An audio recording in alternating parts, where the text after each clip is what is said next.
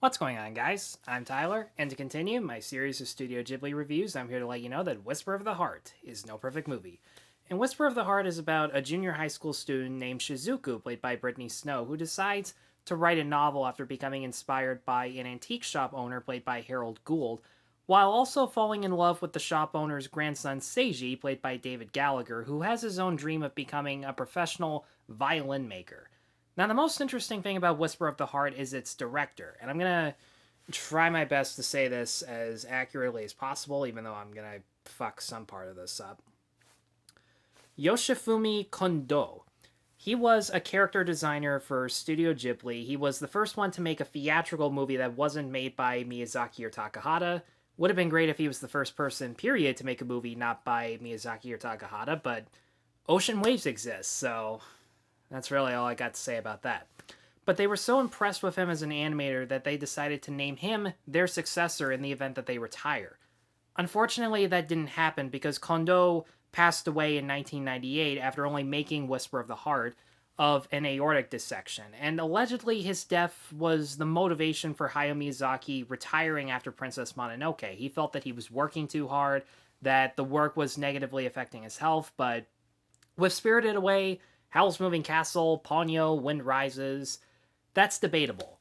But in any case, upon judging the animation, the story, and the character development of Whisper of the Heart, I do believe that Kondō would have been a worthy successor and would have had a legacy of his own without living under the shadow of Hayao Miyazaki or Isao Takahata. Just judging the animation in this movie, the settings and locations are so much more different than your standard Ghibli film. Tokyo suburbs, cramped apartments, tract housing, busy intersections. You've only seen stuff like that before in something like, say, Only Yesterday, but what was so different about it was Only Yesterday portrayed Tokyo suburbs almost like remembering an imperfect memory because all the suburb sequences were in flashbacks where everything was so bright, almost hazy, almost purely white in color, and kind of translucent in terms of some of the backgrounds. With Whisper of the Heart, it's as authentic as possible. Everything is as bright, vibrant, colorful, typical eye candy for a Studio Ghibli movie, but it still has that slice of life quality that you would expect from movies like My Neighbor Totoro or Kiki's Delivery Service, where there are sequences that are just characters going from one location to another, observing life for themselves, noticing the most mundane things about a daily routine, and making it feel magical or whimsical. One of the best scenes is Shizuku just following this stray cat, wondering where it goes throughout the day, trying to find the sense of adventure. And through the camera shots that they choose, throughout the beautiful orchestral music that makes even the smallest moments in life seem unbelievably huge and epic, and of course the expressions on the characters that portray so much excitement and wonder, you feel just as awestruck about the small things in life as the characters do. And that's one of the sad things about this movie, is that the film itself is all about how accomplishing a dream, whether it be writing a book or constructing a violin, there are steps to creating success, to becoming really good at the craft. My favorite character in the movie is the antique shop owner, who's played very well by Harold Gould. He compares the creative process to an uncut gem.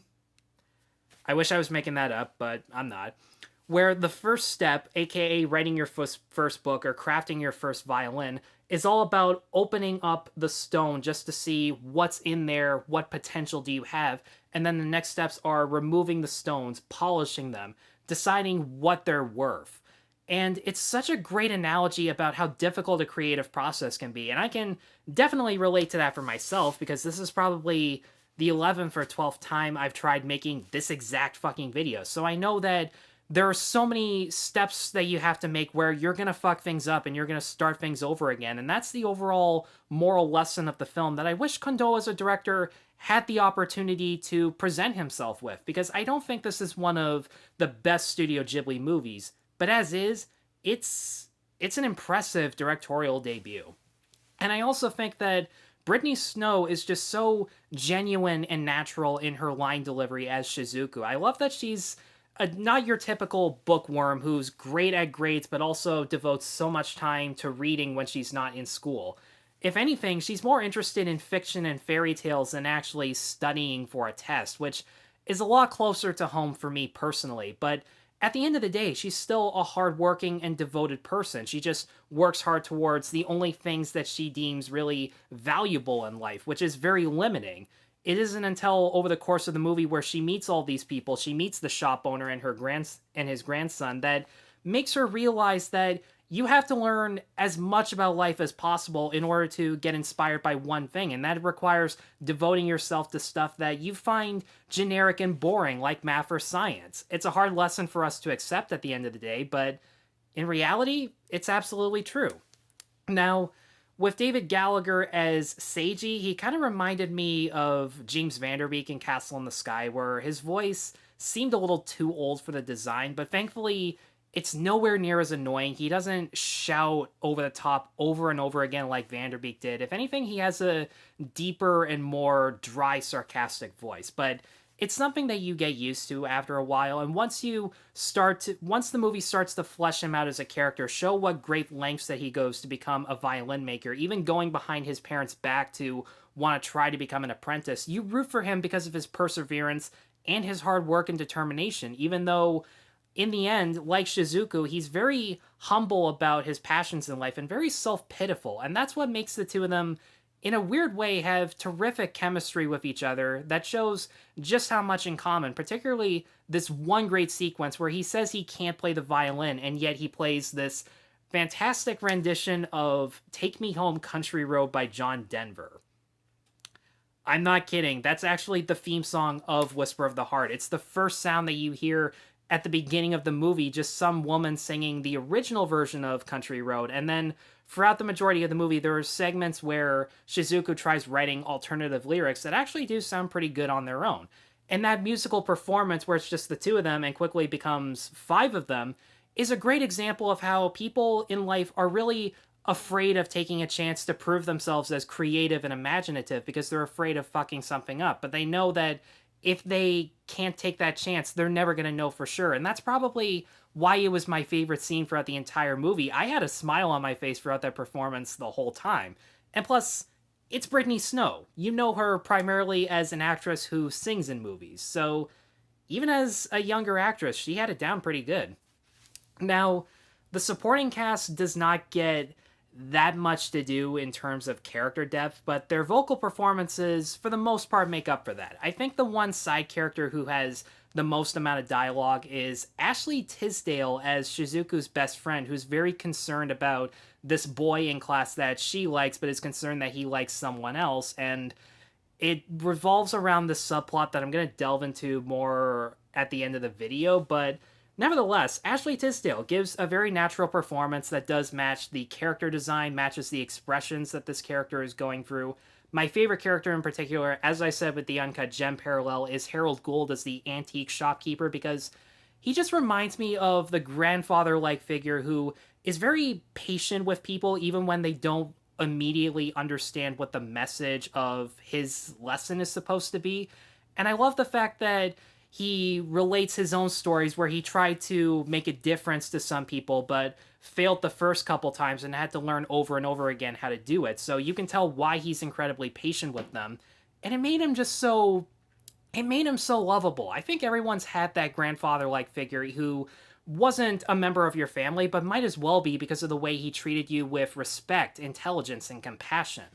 And I know some people are going to ask me about this because he does end up getting his own sequel because of this movie. He's not in it a ton, but Carrie Elways as this figurine that Shizuku is inspired by, this cat baron-like figure. He's only in it for 5-minute dream sequences, but he makes the most out of it by giving us that sophisticated, charming line delivery that you would expect him from, especially if you've seen The Princess Bride. You know exactly what you're going to expect from him, but you want it because it's just that charming and charismatic, and he makes the most of it. And when we get around to it, I'm going to mainly talk about why I think The Cat Returns is a better movie than Whisper of the Heart, because as much as I love the themes and the voice acting and the beautiful animation of this film, the story itself is a little all over the place in what it's trying to focus on. I connected the most to these characters when they are deciding what they want to do with their lives, how they're going to write this book, how much time they're going to devote to making these violins. but you don't get that many scenes where they actually commit themselves to doing the hard work. And when they do, the movie tries to focus more on the things that we don't really want to focus on, like how lazy and sometimes ungrateful Shizuku is when it comes to doing chores and studying for school. And I get that that's the message of the movie. I flat out said it. But there's only so many times where I can see parents get upset with their child over and over again about them messing up the same things, even though I know exactly why she's messing up, and I know for a fact that she does regret not dedicating herself to making her family happy. Now, even though the family argument sequences are very repetitive and go on forever, those were necessary sequences, so I don't really fault the movie for that. I do fault the movie, however, for the 90s portrayal of coming-of-age romance cliches that just either felt over the top in a comedic way where the jokes don't land because they're trying too hard, or in an overly serious way, especially the final scene where Shizuku and Seiji make a decision that isn't as awkward as it should sound, but nevertheless, it still makes you wonder, how old are these kids supposed to be again, and how does this work in Japan? I really don't understand, but there's an entire half hour or so dedicated to this love triangle where Shizuku is trying to help her best friend land this one guy, but the other guy's interested in another girl, and of course there's going to be a ton of arguments where they call each other stupid, and they're all going to say, well, how was I supposed to know? I don't speak girl, which, yeah, that's seriously a line. That's how 90s to early 2000s the romance cliches are. And I was just sitting there going, okay, I get it. Kids have trouble connecting with each other at this age, but can we spend a little more time if you're going to make this almost 2 hours about them discovering what to write about, what to build things based on, or even more sequences of what makes them so inspired to get creative? That sequence where she chases a stray cat down the entire city, there are not that many scenes like that. In fact, there are only 1 or 2.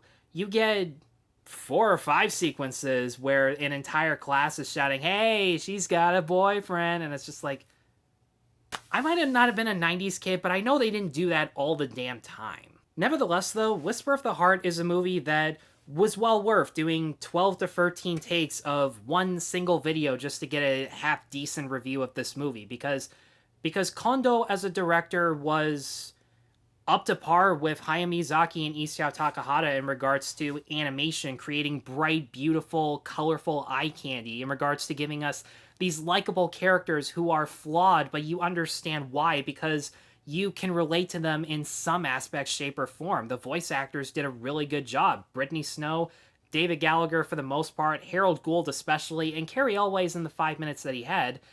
It was just a really charming slice of life movie that I think gets more love than Cat Returns, even though I liked Cat Returns more for its silly sense of humor and for the much more comical voiceover performances. But as a coming-of-age drama, I would put it up there with My Neighbor Totoro and Kiki's Delivery Service. And for all those reasons, I'm going to give Whisper of the Heart a 4 out of 5. There, we are back to the 4 out of 5 range in regards to Studio Ghibli movies. That is where it should be, and that's been lacking for the past couple days. Guys, thanks as always for watching. If you have seen Whisper of the Heart, let me know in the comments below what you thought of it. Be sure to stay tuned for more Studio Ghibli reviews, and be sure to like and subscribe. Take care.